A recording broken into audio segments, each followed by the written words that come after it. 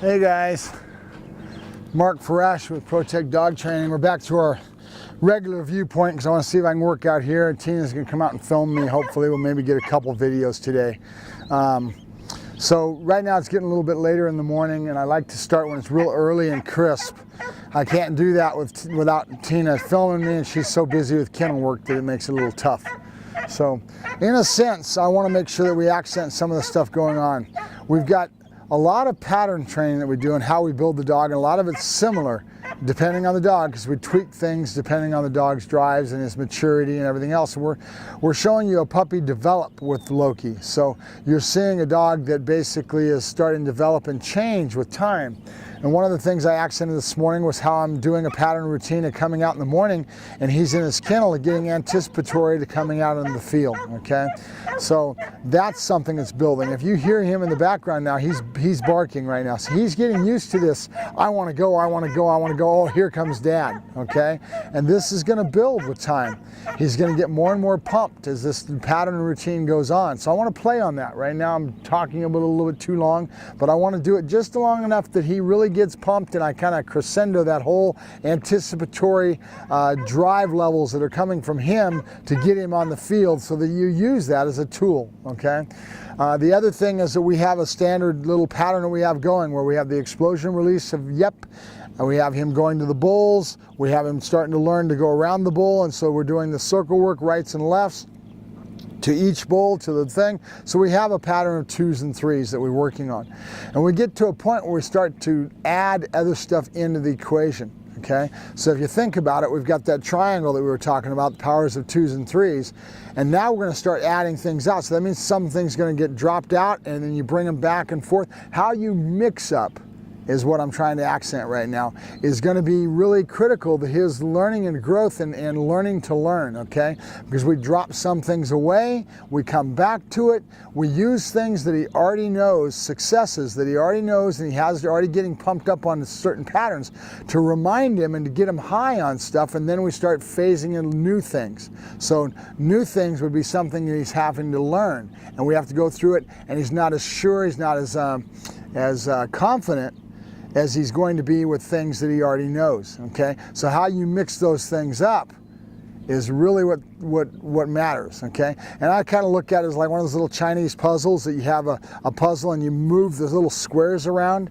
until you finally get it all mixed up and it finally comes together and boom, there's the picture that it really is there. And then you mix it all up, scramble it all up, and you start over again, right? So it's the same thing with this. It's how you mix up that matters, that brings that whole full picture together for the animal, okay? I call that mix up, okay? So how you're moving from the powers of 2s and 3s, from the first thing he knows very well, the thing that he's just learning, to something that he doesn't know at all, remember? And we were using that accent of a three-tier pyramid. So the top of the pyramid, the one corner, and then the other corner. A pyramid has all 3 corners, right? So how you mix up is important. So we're accenting this now so that when we start to show you this, that you start to say, ah, I get it, I see how he's doing it, okay? And that's how we build the dog, all right? That's the way I do it. Everybody does things a little bit differently. Their puzzle pieces, how they build their house, how they put their puzzle together may be a little different. You sit down with one person that's putting a puzzle together and he may accent the fact that we do the corners first. And we do corners so that you can branch off that and start finding all your pieces that belong in that puzzle as you build it, okay? So this is really no different. We have a puzzle, we have a full picture in our mind of what we want for the finished product and what we want our dog to be able to do. That's the key to training. Because if you know Schutzen as an example, okay, and you know all the pieces to that puzzle and all the criteria that go to getting a Schutzen 1, then a 2, then a 3, you're going to be able to train that dog to fulfill that criteria that sport is required, okay? Ring sport, same thing. So I have my own criteria and my own picture in my head of the way I want my dog to work. I want my dog to be able to take a man down, so a lot of times I'll teach the dog to hit high. But if I do that, then the dog's not going to be very good at going low. Because if you talk to any ring sport trainer, he's going to tell you it's a lot harder to get a dog to stop hitting high and then to go low. So I'll teach low first because it's not hard at all to teach him to transfer and go back up high after he knows to go in and do his strikes. Does that make it right or wrong? Every dog's different. How I build it's going to be different depending on the dog. Some dogs might have more strength. They may have more speed, and I want them to go in to go low. Other dogs have more body size, and I want them to go high. See, it depends on the dog, depends on what I see in the dog and what kind of characteristics that I'm going to try to accent, right? I'm going to try to bring out. So let me go ahead and get Loki, and I'll let you see a little bit of this. And I'm going to try to just work him and not really talk to you guys much and see how it goes. I wish Tina was out here to film me. I wish it was a little cooler and she'd come out earlier to get filmed. But we'll go. Let me go get Loki.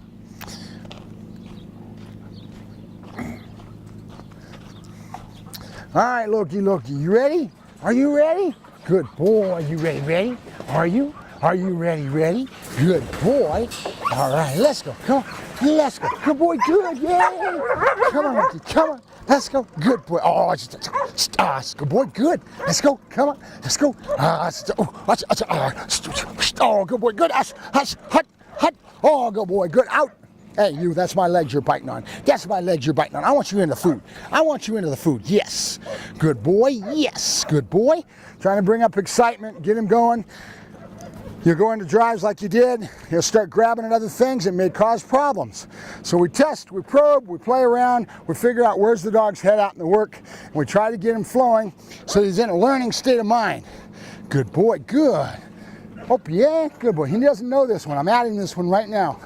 And this is basically seeing, I'm checking out, how is he going to do with following the food and following my hand into this routine of healing, right? And I'm just doing this. And I want you guys to see this when it's rough. Loki. All right, good boy, good, yay. Good boy, good, yes. Good boy, good. He just took off and went over to the dog. Now is when you start putting on long lines or leashes. We're going to try to curb this behavior. Loki, good boy, good, all right. Good boy. So I want to add in this new pattern that I'm going to start. This is only the second time I've done this. And get him to come after this target hand in a different posture, a different picture, if you will, okay? Good boy, good, Loki, good, yay. Nope, good boy, good, yes. Good, nope. Come on, nope. I'm not going to let him have it. The way I answer my problem with dropping food on the ground is I block the dog from getting it. I teach him the only answer, the only time he has a chance to get it is when I give it to him out of my hand. It's a bad habit of me to drop food. We generally don't want to drop food, but it happens, and I've got a bad habit of it. So my answer is to block the dog from ever having access to it as much as I can and teach him the answer is in my hands. Nope. And there it is on the floor, and he keeps trying to get it. I'm going to kick it out of here. Loki, come on. Nope. Good boy. Nope. Good. Come on, Loki. Nope. And this is the struggle. This is what I was telling you about before.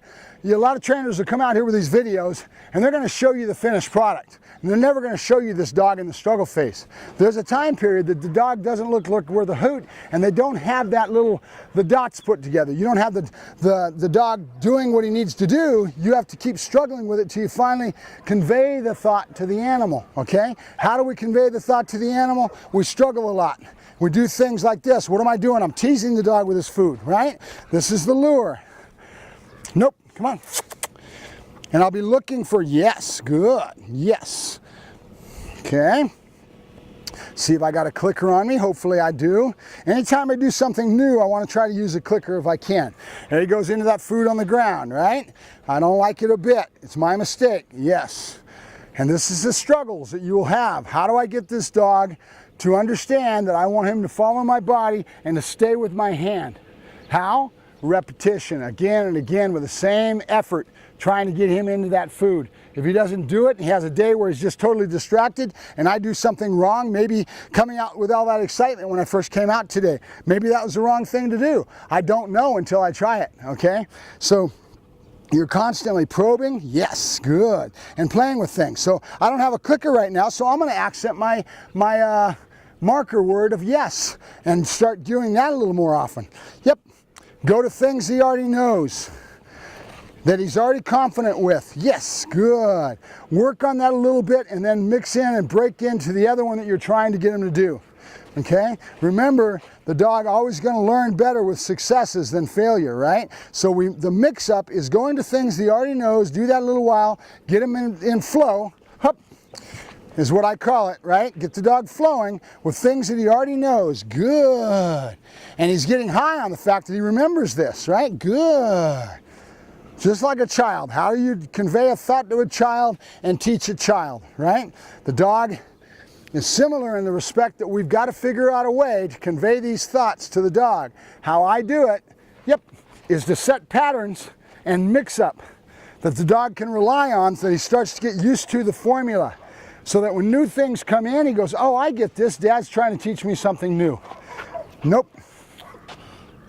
Yes. And I'm going to jackpot. There's all kinds of food in that hand. Okay, so sometimes it's not just one, two, or two pieces. There's a jackpot.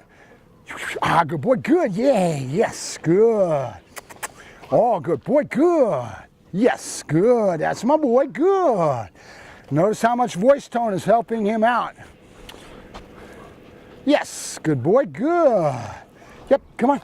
And all I'm doing is I'm using a pattern of me moving to a right about turn, basically, okay? I've got the dog here at my side. He's wanting the food. I'm teasing. Look at this. Yes, I'm using those drives of want and driving into things to chase. And that's what this is about. I don't just put it in the dog's nose and leave it there. I make him work for it. See how I'm doing this? He's got to come to it. Yes. Loki. Oh, yay. Now, in general, rule is we don't give the word first till the dog knows it. I break that rule every now and then. Because just like in the old days, we used to always give the word at the same time that we did the action. The only reason we don't now is because we're getting a lot more scientific in how we teach dogs things. We know that the information coming into this dog is a multitude of things. Sound, words, body language, emotionals for your sound as far as your voice tone. All those things can flood and overcrowd the dog's ability to learn. So we want to make sure that we're cognizant and aware of that. And when we have things that are overshadowing, meaning overwhelming the dog, that may be a detriment to him learning, we want to reduce that and go right to just a clicker. So there's times that we only use a clicker because that gives the dog timing, exactness, and there's no outside extenuating information that's coming into the animal. Sound, voice tone, all kinds of things that may crowd the dog's ability to learn in a better fashion, right? That's why clickers really work a lot of ways. Good boy, good. Good boy. Loki. Oh, yay. Chase, you see it? Good boy, good. Yeah. Good boy, good. That's my boy. Nope. Nope. Come on, let's go. Come on, nope, come on. Yay, good boy, good, yes.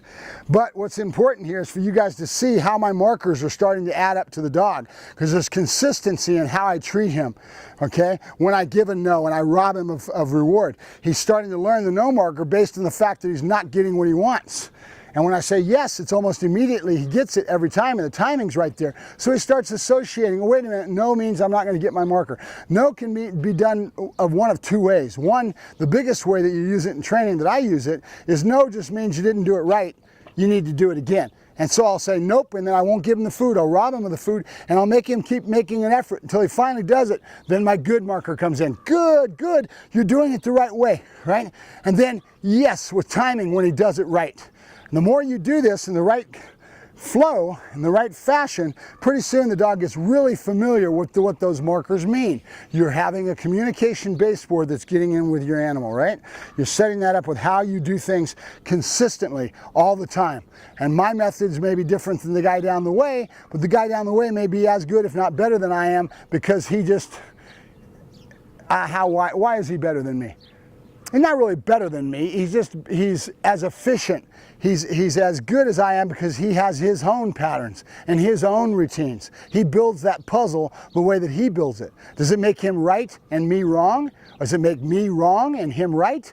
Not necessarily. That's why dogs are man's best friend. There's 1,000 different methods of doing things, and a lot of times we all end up with the same result. We may build that house, we may put those little puzzle pieces together a little bit differently than the guy down the way.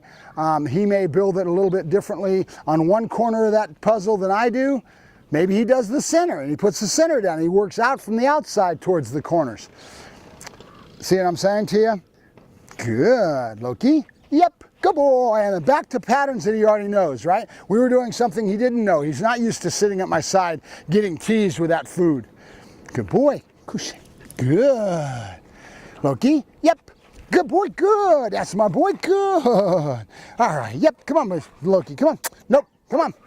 So right now I'm seeing him dive for the food on the ground a lot, which means I've got to make sure I don't drop food on the ground, or I convey the thought to him in a nutshell that he's not going to get it until it's coming from me, and I'll rob him of that. Good boy. Good. Good. Yes. Good boy, Loki. Yes. Good. Nope. And I can play with 1,001 things. That was the attention, right? Look at my face. Loki. Good boy. Good. Draw the hands up and make a little kissy sound. And then, yes, give him his reward there. Yes. Now, I'm not going to, Loki, come on. Good boy, good, yay. Good boy, good, yay. Yes, good boy. And I don't want to say yes when he's barking. It may create another habit, but it doesn't matter. Right now, all right, good boy. I'm more into the flow. And I want to let you guys see the struggles that we go through. And as I do this more and more, you'll start to see all these little pieces come together, okay? And that's really the key. So, good boy, good.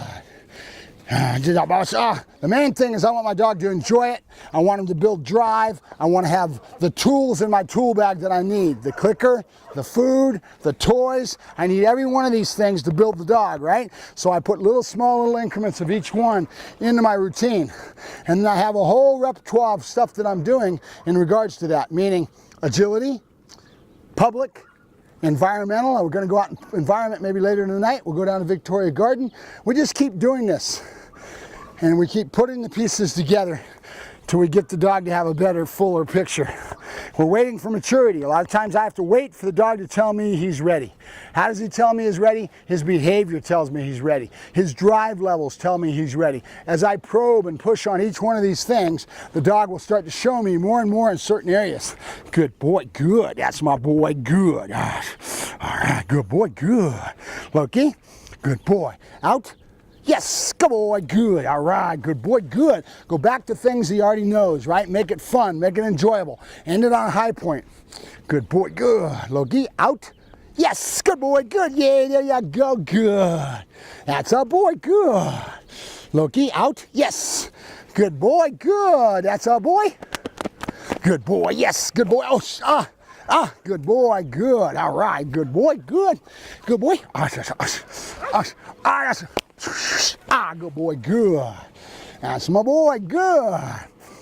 And you'll start to see a lot more pieces of this puzzle as I play with each little thing. If you've been watching for a while, you'll start to see these little pieces and how they come together. This is my spitting dead routine, right? Good boy, out. Good boy, good boy, good. Good boy, good boy, good, good. Loki. Yes, good boy, and we got a ball. Yay, good boy. All right, good boy, good. Out. Yes, good boy, good. That's my boy. Good. Good boy, Loki. Good. That's our boy. And we're done with Loki. Short and sweet and call it done. Did we really succeed with anything? Well, we showed him a new picture. We showed him that following my hand and staying at my side for a new target, a new profile, which is nothing more than the pictures, right? He sees something, he starts to learn from it, and you show him this picture again and again until he understands what that picture means within your multitude of little pieces of that puzzle. Good boy, good. Good boy, good. Good boy, good. We'll get enough of this going where I'll be able to start to convey to you folks, not conveying the thought to the dog, but conveying to you with these videos how I put these pieces together. Good boy, good. And then we'll see Loki developing and starting to mature towards being the real dog that I want him to be, huh? Yeah, good boy, good. Good boy. Good boy, good.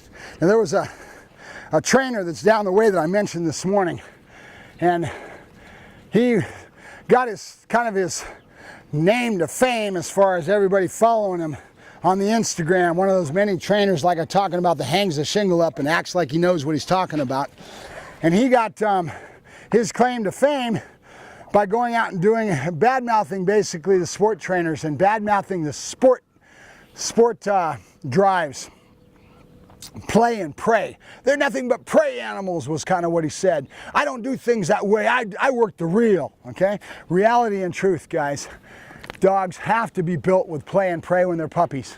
If you show a dog defense when they're young like that, can you do it? Sure, but you're going to have a whole nother animal. And that animal is going to have a little bit of unreliable, and he's not working from the place that I want the dog to work at. Where is the dog's head at in the work? He's going to be defensive. He's going to be insecure because he's had pressure put on him. That insecurity builds a whole nother animal. Now he's going to try to profess, or those type of trainers are going to try to profess that that's the way what I want. That's a real dog. That dog's going to really do his job. Reality and truth. Anybody that really trains dogs to any level understands what I'm talking about. We have to work with what we've got with the maturity of this animal. And if I put pressure on him right now, I will create a whole nother beast that ends up being unreliable and not a standard. The real way to do it, just to let you know, any good trainer will tell you this, that's been doing this for a long time, will tell you that we work with play and pray when the dog has this type of drive, when they're babies, and then we flip that and we start to teach the dog to accept defense, and we toggle it. We flip him from play and pray to defense. He starts learning to go back and forth. That's the key. And I want stability on both sides. I want the dog to be stable. I don't want him to be a frantic, vicious dog that's showing a lot of teeth that's been brought out with defense. And there was a video last week on YouTube where they showed a trainer putting a lot of pressure on a young dog with a lady that didn't know any different. And that dog's behavior, its body language, everything was denoting that it was insecure, it was afraid.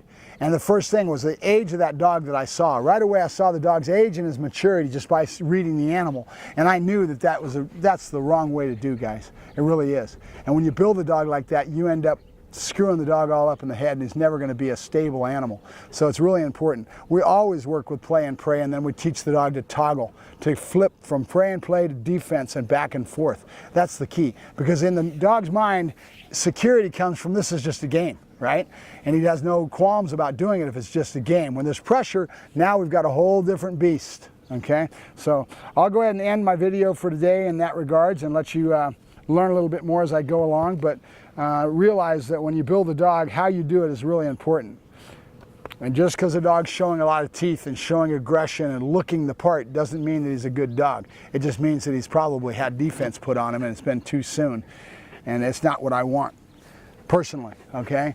There's some trainers that'll disagree with me. They'll be out there and doing this to puppies and screwing them up left and right, blowing them out of the water, and then blaming the dog's genetics. Oh, he wasn't a good dog. He's bullshit. If you're good, you can bring a lot of different dogs out.